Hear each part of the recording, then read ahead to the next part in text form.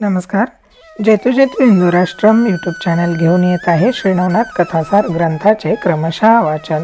यामध्ये आज आपण पाहूया श्री नवनाथ कथासार या ग्रंथाचा अध्याय 35वा. या अध्यायाचे घटक आहेत रेवणांची तपश्चर्या आणि दत्तप्रभूंचा अनुग्रह, तसेच मृत विप्रपुत्रांसाठी रेवणनाथांचे कैलासाकडे प्रस्थान. तसेच या अध्यायाची फलश्रुती अशी आहे, महासिद्धी मिळतील आणि आपल्या मागील पिढ्यांचा उद्धार होईल. चला तर मग प्रत्यक्ष अध्यायाला सुरुवात करूया. गोरक्ष जालंधर चर्पटाश्च अडभंग काणी फमचिंदराद्याः चौरंगी रेवाणक भरत्री संज्ञाः भूम्यां बभूहु नवनाथ सिद्धाः. अध्याय 35वा. रेवणांची तपश्चर्या आणि दत्तप्रभूंचा अनुग्रह.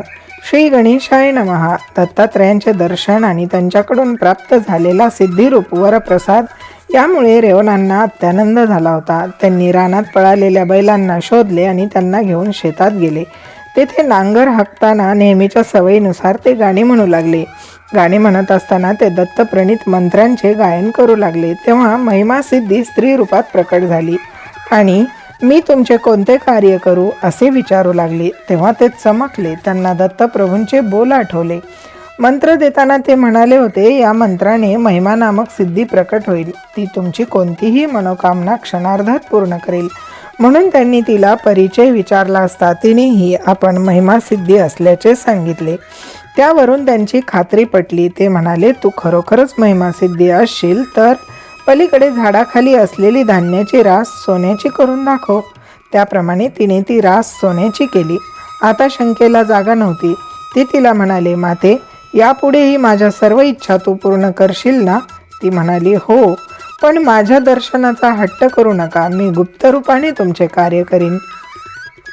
ते मान्य करून त्यांनी तिला धान्याची रास पूर्ववत करण्यास सांगितली. त्याप्रमाणे किमया दाखवून ती अदृश्य झाली. त्या दिवशी शेतातील काम आटोपून रेवण घरी गेले. जेवण झाल्यावर त्यांना गाढ झोप लागली. दुसऱ्या दिवशी सकाळी प्रहर लोटला तरी ते अंथरुणातच पडून होते. ते पाहून सहन सारूक म्हणाला, रेवण, आज शेतावर जायचा बेत दिसत नाही. ते म्हणाले, शेतावर जाऊन काय करू? इतकी वर्ष काबड कष्ट करून आपल्याला काय मिळाले? तो म्हणाला, आज तुम्हाला झालंय तरी काय? शेतावर गेला नाही तर पुढे काय खाणार? धोंडे? ते म्हणाले, आता आपल्याकडे काय कमी आहे म्हणून आपण कष्ट करायचे? त्यावर तो संतापला आणि म्हणाला, जास्त शहाणपणा करू नका. चला उठा, आधी शेतावर जा. श्रीमंती उतू जायला आपण सावकार लागून गेलो की काय? ते म्हणाले, बाबा, तुम्ही उगीच त्रागा करता. जरा घरात जाऊन तर बघा. ते ऐकून तो अधिकच खवळला.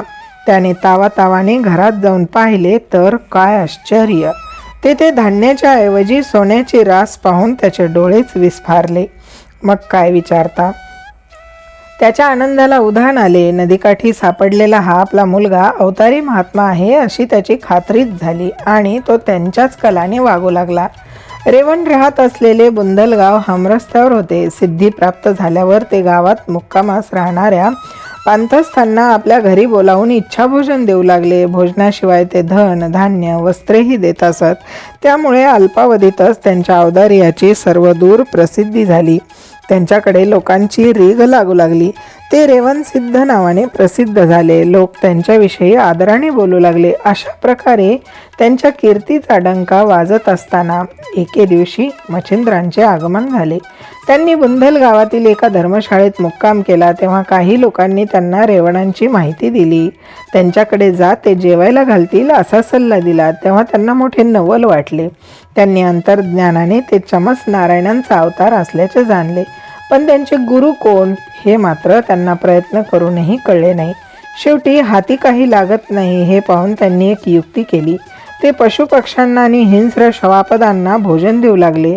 ते सर्व मुके जीव परस्पर वैर विसरून त्यांच्या सानिध्यात गुण्यागोविंदाने राहत आणि त्यांच्या आज्ञेचे पालन करत. ते पाहून लोकांना खूप नवल वाटत असे. हा नित्यक्रम बरेच दिवस चालू होता. त्यामुळे तेही कोणी ईश्वरी अवतार आहेत असेच सर्वांना वाटू लागले. हा त्यांचा प्रताप रेवण सिद्धांना समजला. तेव्हा तेही मुद्दाम पाहायला आले. नाथजींना पक्ष्यांना अंगाखांद्यावर खेळवताना आणि हिंस्र पशूंना स्वहस्ते खाऊ घालताना पाहून त्यांना मोठे नवल वाटले. त्या समयी त्यांच्या मनात प्राण्यांवरही सत्ता गाजवणारे हे नरवीर कोण आहेत हे जाणून घेण्याची तीव्र इच्छा निर्माण झाली. घरी गेल्यावर त्यांनी महिमासिद्धीला पाचारण केले आणि म्हटले, माते, धर्मशाळेत एक नाथपंथी जती मुक्काम करून आहेत. त्यांनी पशुपक्ष्यांनाही वश केले आहे. तू सर्वांना संतुष्ट करणारी आहेस, म्हणून त्यांच्याप्रमाणे पशुपक्षादिकांनी माझ्या संपर्कात आणि माझ्या आज्ञेत राहावे असे तू कर. तेव्हा ती म्हणाली, पशुपक्ष्यांच्या मनातील द्वैतभावाचे निरसन करणारे ते जती कोणी महान योग्यतेचे ब्रह्मवेत्तेच असले पाहिजेत. त्यावर ते म्हणाले, मग तूच मला ब्रह्मवेत्ता कर.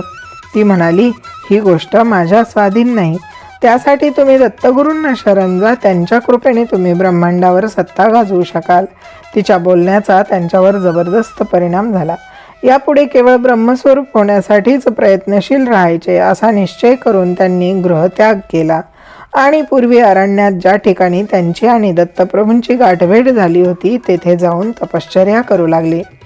श्री गुरूंच्या भेटीसाठी ते अतिशय व्याकुळ झाले होते. त्यांनी अन्नोदक वर्ज केले आणि त्यांच्याच वाटेकडे डोळे लावून बसले. त्यामुळे रक्तामांसांचा क्षय होऊन अल्पावधीतच त्यांचे शरीर सुकलेल्या लाकडासारखे दिसू लागले. मच्छिंद्रनाथांना त्यांची हकीकत समजली. तेव्हा ते ब्रह्मप्राप्तीच्या प्रयत्नास लागलेले पाहून त्यांना मोठे समाधान वाटले. पण त्यांच्या गुरूंनी त्यांना फसगत करणारे अर्धवट ज्ञान का दिले याची मात्र उकल झाली नाही. त्यासाठी त्यांचे गुरु कोण आहेत हे जाणून घेणे आवश्यक होते. म्हणून त्यांनी अष्टसिद्धींना पाचारण केले आणि विचारले, रेवण सिद्धांपाशी तुमच्यापैकी कोण वास करत आहे? तेव्हा महिमासिद्धी म्हणाली, नाथजी, दत्तात्रयांच्या सांगण्यावरून मीच त्यांची सेवा करत आहे. ते ऐकून, रेवण हे आपले गुरुबंधू असल्यामुळे आपण त्यांना सहाय्य केला पाहिजे असा विचार करून त्यांनी गिरणारचा रस्ता धरला. तेथे दत्तप्रभूंची भेट घेऊन त्यांना त्यांचा सर्व वृत्तांत सांगितला. त्यांना काकुळतीने विनंती केली आणि म्हणाले, गुरुदेव, आपण साधकांचे सदैव कल्याण करता, त्यांचे हित जपता. रेवण हे चमत्नारायणांचे अवतार असून निर्वाणीचा निश्चय करून तुमच्या वाटेकडे डोळे लावून बसले आहेत. म्हणून तुम्ही त्यांच्यावर कृपा करावी अशी माझी विनम्र प्रार्थना आहे. अशा प्रकारे नाथजींनी अनेक प्रकारे त्यांची स्तुती केली. त्यावेळी मच्छिंद्रांच्या मनातील रेवणविषयक सद्भाव पाहून श्रीगुरूंचे हृदय द्रवले. ते व्यानास्त्राच्या साह्याने त्यांच्यासह त्वरेने त्या अरण्यात आले. त्यांना पाहताच, गुरुदेव, एवढा उशीर का केला असे म्हणून रेवण सिद्धांनी त्यांच्या चरणांवर डोके ठेवले. तेव्हा त्यांची दयनीय अवस्था पाहून दत्तप्रभूंनी त्यांना मोठ्या आपुलकीने आपल्या कुशीत घेतले. त्यांच्या पाठीवरून वात्सल्याने हात फिरवला. त्यांच्याकडे कृपादृष्टीने पाहिले आणि दिव्य मंत्रांचा उपदेश करून त्यांना सनाथ केले. त्या अनुग्रहाने त्यांना ब्रह्मज्ञान झाले. त्यांची तपश्चर्या फलद्रूप झाली. श्री गुरूंनी त्यांच्या अंगी वज्रशक्ती पेरून त्यांना बलवान केले आणि तेथून गिरनार पर्वतावर नेले. तेथे त्यांच्याकडून सर्व प्रकारचा विद्याभ्यास करून घेतला. त्यांना नाथ दीक्षा दिली आणि मार्तंड पर्वतावरील नागअश्वत्थावर वास करणाऱ्या दैवतांकडून वर मिळवून दिले. मग ते गिरनारवर परतले. तेथे त्यांच्या विद्याप्राप्तीच्या निमित्ताने स्वर्गस्थ देवांच्या उपस्थितीत मोठा सोहळा केला. देवांनीही त्यांना अनेक वर दिले. कार्यक्रमाची सांगता झाल्यावर दत्तप्रभूंनी त्यांना तीर्थयात्रेस पाठवले. घटक दुसरा, मृत विप्रपुत्रांसाठी रेवणनाथांचे कैलासाकडे प्रस्थान. श्री गुरूंचा साश्रुनयनांनी निरोप घेऊन रेवणनाथ गिरनारचा घाट उतरू लागले. पुढील प्रवासात ठिकठिकाणची तीर्थक्षेत्रे पाहत ते मानदेशातील विटे या गावी आले. तेथे सरस्वती नावाचा एक सुखवस्तू ब्राह्मण राहत होता. जान्हवी ही त्याची पत्नी. या दाम्पत्याचे नशीब इतके वाईट होते की त्यांना झालेले 6 पुत्र अर्भक अवस्थेत असतानाच मरण पावले होते. त्यानंतर त्यांना 7वा मुलगा झाला. तो 12 दिवस झाले तरी जिवंत होता. म्हणून आपल्या मुलाला आता भय नाही असा विचार करून त्यांनी त्याचे थाटात बारसे केले. योगायोगाने त्याच दिवशी त्या गावात आलेले रेवणनाथ भिक्षा मागण्यासाठी त्याच्याद्वारी गेले आणि अलख निरंजन असा घोष केला. ती हाक ऐकून सरस्वती ब्राह्मण बाहेर आला. तेव्हा तपतेजाने झळकणाऱ्या नाथजींना पाहून त्याला मोठे समाधान वाटले. त्याने त्यांना घरात नेले आणि आज माझ्या मुलाचे बारसे आहे, त्या आनंदात सामील होऊन आपणही भोजन करा असे म्हणून त्यांना पोटभर जेवू घातले. त्यानंतर आज येथेच विश्रांती घेऊन उद्या प्रस्थान करा अशी विनंती करून आपल्या घरीच ठेवून घेतले.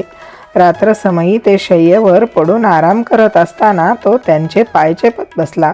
मध्यरात्रीच्या सुमारास जान्हवीच्या कुशीत निजलेल्या बाळाला अचानक बरे वाटेनासे झाले. त्याची अवस्था पाहून तिने नवऱ्याला हाका मारल्या, पण सेवा सांडून तो गेला नाही.